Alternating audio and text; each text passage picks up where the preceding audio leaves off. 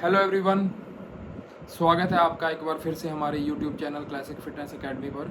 और आज हम बात करेंगे डॉम्स की, डिले ऑनसेट मसल सोरनेस की। तो सबसे पहले डॉम्स क्या होते हैं और क्यों होते हैं। जब भी आप हाई इंटेंसिटी ट्रेनिंग करते हो, चाहे वो रेजिस्टेंस ट्रेनिंग हो, चाहे वो साइकिलिंग हो, स्विमिंग हो, रनिंग हो, कोई भी हाई इंटेंसिटी एक्टिविटी, उस दौरान आपके मसल्स में माइक्रो ट्रॉमाज आते हैं, माइक्रो इंजरीज हम उनको बोलते हैं, specially in the eccentric phase of your training. उन इंजरीज के कारण आपकी बॉडी में इन्फ्लामेशन हो जाती है और उसका रिपेयर होना स्टार्ट होता है। बेसिकली आपकी बॉडी इंजरीज को रिपेयर करना स्टार्ट कर देती है, जिसके कारण आपको सोरनेस फील होती है। और उसी सोरनेस का नाम है डिले ऑनसेट मसल सोरनेस।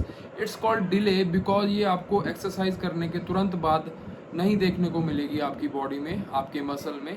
इसको टाइम लगता है, 12 से 24 घंटे के बाद में आपके मसल्स में सोरनेस आपको देखने को मिलती है।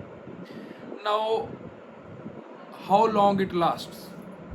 तो as I told you, this is a protection mechanism. एक तरह से आपकी रिपेयर हो रही है, आपका प्रोटेक्शन मैकेनिज्म है जो सोरनेस है, ताकि आप अपने जॉइंट्स को मूव ना कर पाओ, आपके मसल्स को मूव ना कर पाओ और वहाँ पे रिपेयर अच्छे से हो जाए। तो एटलीस्ट 48 टू 72 आवर्स लगते हैं आपके मसल को रिपेयर होने में।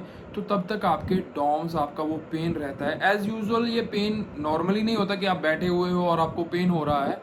इट्स अ पेन जो आप फील करते हो वाइल मूवमेंट, स्पेशली जब आप उसी मसल को मूव कर रहे हो जहाँ पे आपके सोरनेस है।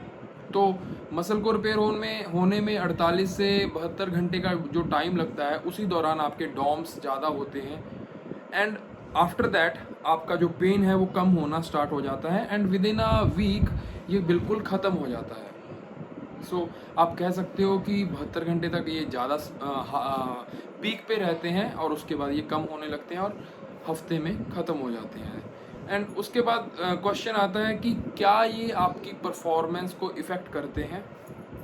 हाँ, यस, ये आपकी परफॉर्मेंस को इफ़ेक्ट करते हैं। जब आपकी बॉडी में मसल्स में पेन है तो डेफिनेटली आपकी परफॉर्मेंस इफ़ेक्ट होती है।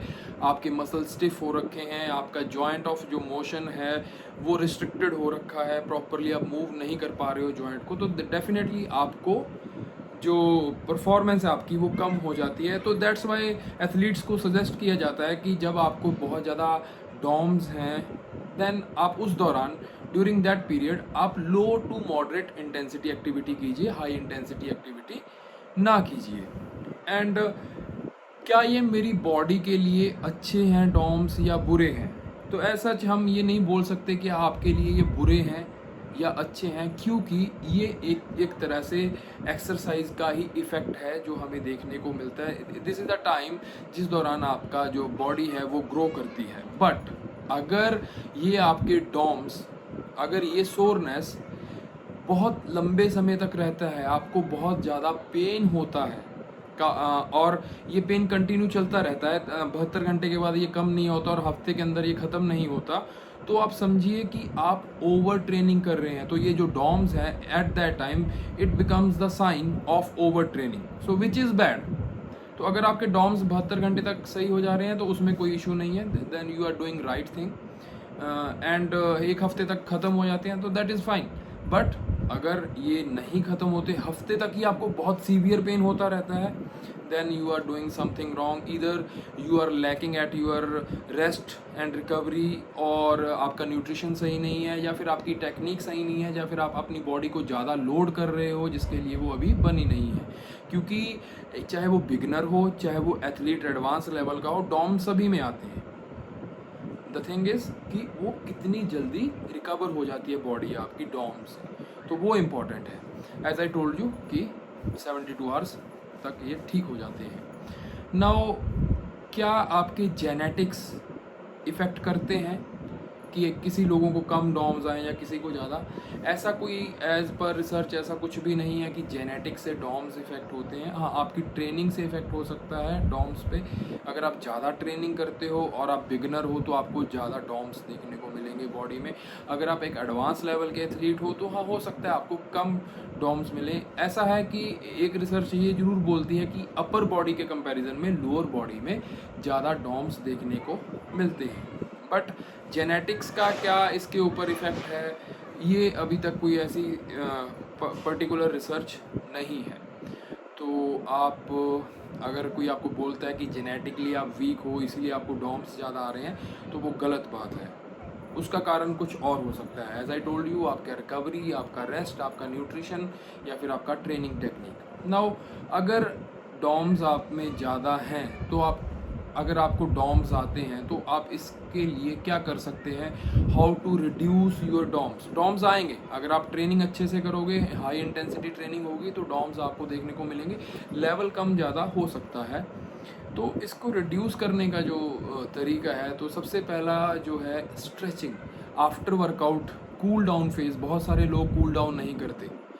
कूल डाउन कीजिए आप अपने मसल्स को, आप अपनी बॉडी को, आप स्ट्रेचिंग कीजिए, जिससे कि आपका जो बॉडी में जो है ब्लड सर्कुलेशन अच्छा होता है, आपका मसल में जो लैक्टिक एसिड बना हुआ है वो क्लियर होता है, और ब्लड का फ्लो जब बढ़ जाता है मसल में तो वहाँ पे रिकवरी उसकी फास्ट हो जाती है, जिसके कारण जो डॉम्स हैं वो ज़्यादा देर तक नहीं रहते। आएंगे बट ज़्यादा देर तक नहीं रहेंगे, सीवियर नहीं होंगे।